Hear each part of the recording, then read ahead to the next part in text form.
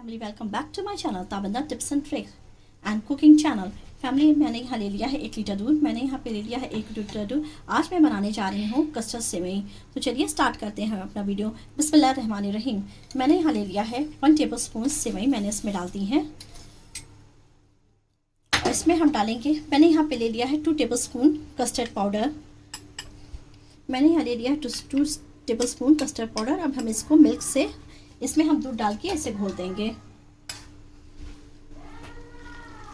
इसे हम दूध डाल के इस तरह से हम इसे अच्छे से घोल देंगे।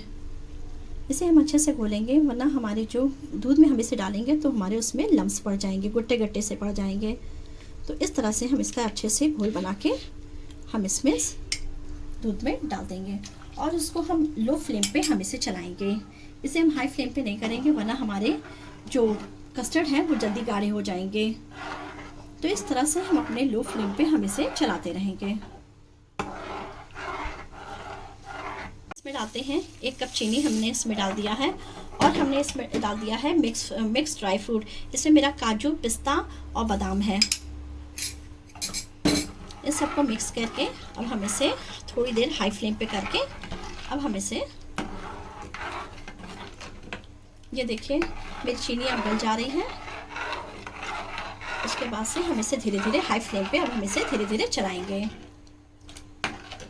मेरी कस्टर्ड सेवई रेडी है। चलिए हम इसे सर्विंग बॉल में रेडी करते हैं।